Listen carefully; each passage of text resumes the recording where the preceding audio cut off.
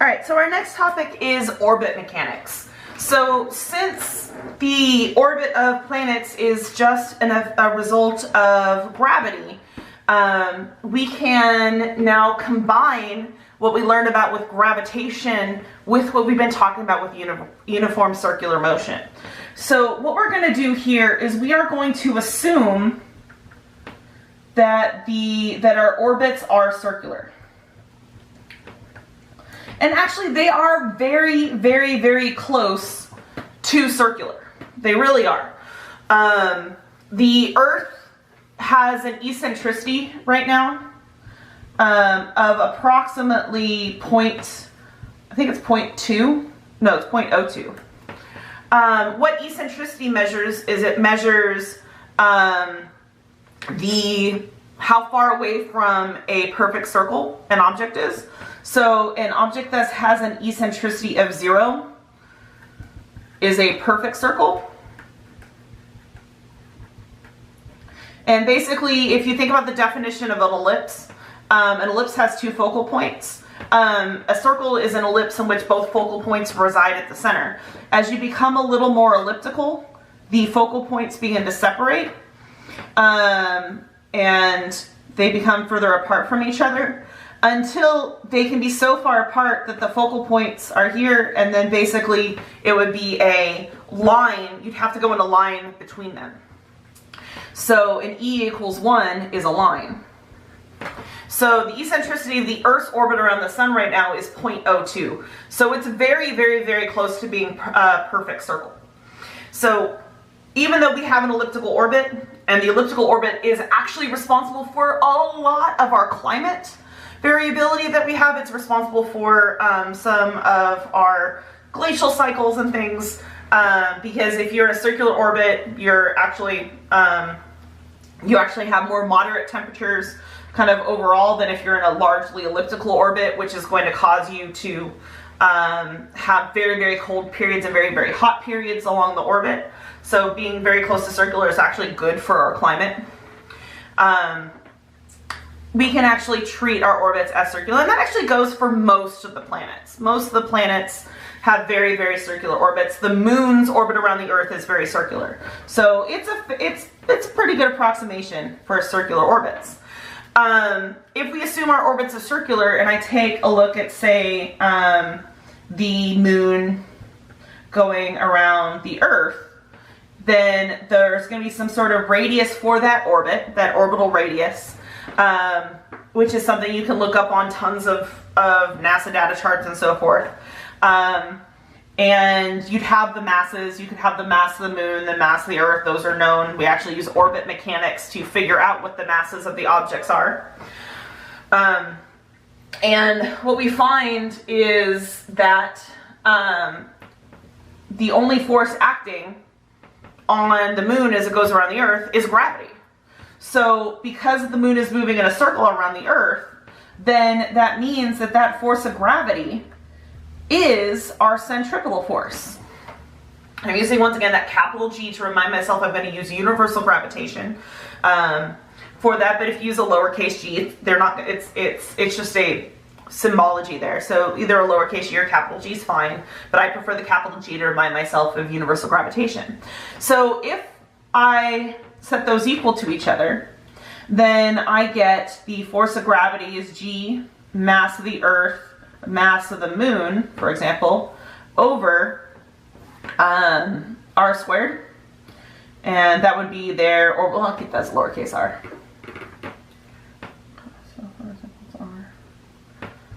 And that's just their separation distance. That's the distance from the center of the Earth to the center of the moon. And that's going to equal m times my centripetal acceleration. Well, what would my centripetal acceleration be? Well, it's the acceleration due to gravity at that orbit. It's going to be less than 9.8 because the moon is far above.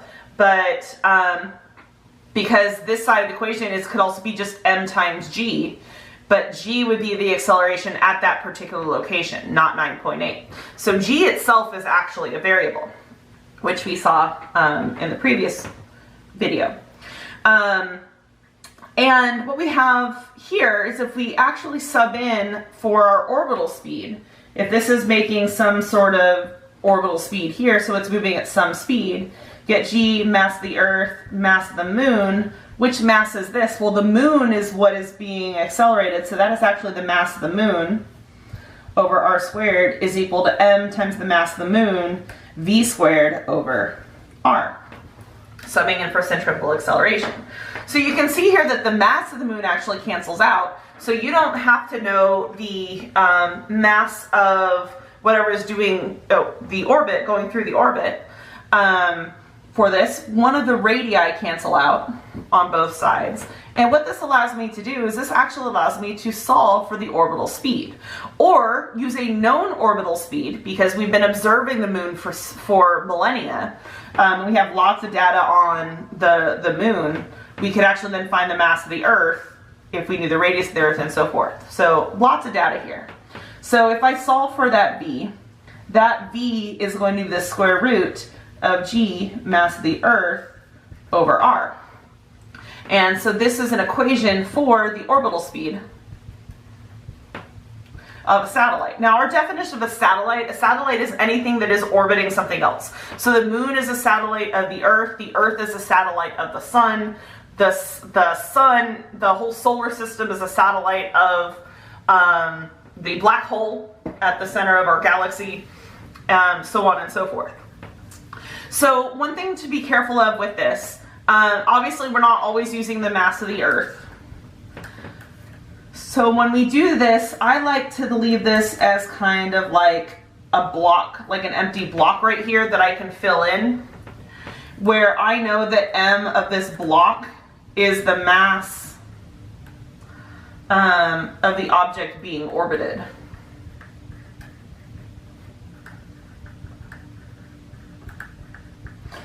Or you can use like a big capital M, because often what we'll do is, since we're doing orbits, usually you have a big mass being orbited by a small mass.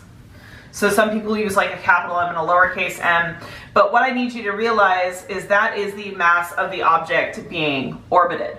A lot of times what will happen is you'll just memorize v is the square root of g m over r, and you'll forget which one it is. And if I were to ask you, if I were to double the mass of this Moon orbiting this planet, what happens to the speed? You'll go, oh, well, m's here. If I double m, then I'm going to have the square root of 2 times the orbital speed. Well, no. The mass of the object of the satellite cancels out. So that is the mass of the object being orbited. So that doesn't matter what the size of the satellite is. A shoebox-sized satellite at this particular orbital radius, or a Tesla-sized satellite at that particular radius would have the exact same orbital speed to be able to move in that perfect circle. Now, this is the speed needed at that particular radius to go in a perfect circle. If I am at that particular radius and I am moving faster, then what happens is that will send you into an elliptical orbit. If I am going slower than that speed, that will also put me into an elliptical orbit, a smaller elliptical orbit. And that's actually how satellites crash into the atmosphere, is our satellites actually reside within the atmosphere of the Earth. All of our satellites. The ISS is technically still within the Earth's atmosphere. It's a very thin atmosphere, but that means they experience a drag force. So that means their speed is constantly slowing down. If they didn't have thrusters to correct their orbit to put them back at this radius, then all of our satellites are eventually going to crash into the Earth. And when our satellites run out of fuel, we purposely crash them into the Earth while there's still fuel so we can control their trajectory. And a lot of satellites crash into the Earth's surface, burn up, and the bigger ones we actually crash into the ocean. For example, Spacelab was one of our first, the first habitable space stations that we had back in the 80s, and they crashed that into the ocean when its lifetime was up. Now, we can use this with gravitational force and centripetal force. You can memorize this, that's fine, but if you don't know where it comes from, it's not going to serve you a lot of good, because if you have to derive this or prove it on an equation, or explain where it comes from, or how you can arrive at that equation, if you don't know this step here, you need to do that. So I strongly urge you to practice this derivation. Now, what else we can do is we can take this and we can relate this orbital speed to the time it takes to complete an orbit. And I want to talk about like an orbit. So basically, if an object completes a circular orbit, it's going to take some amount of time to complete that orbit. We call that time capital T for period, which is the time to complete an orbit or any circular path. We usually say one oscillation because this orbit is often, this period is often used for like pendulums and things too that don't complete full circles. So this period, one oscillation would be going through one cycle in the orbit. So that's our period. Now, we are assuming uniform circular motion. So we are assuming that that speed is a tangential speed. And we assume if it's uniform circular motion that that speed is constant.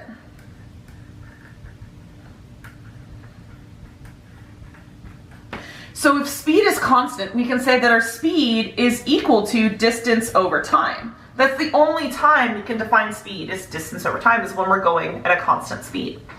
So the distance traveled is going to be based on the radius. That distance traveled is going to be 2 pi r. And to go 2 pi r's worth of distance, it's going to take a period t. So it takes a period to go through the circumference. So our speed is equal to 2 pi r over t, but our speed is also equal to the square root of g m over r. So what we can do is we can actually eliminate the speed entirely and directly relate period, radius, and the mass of the object being orbited.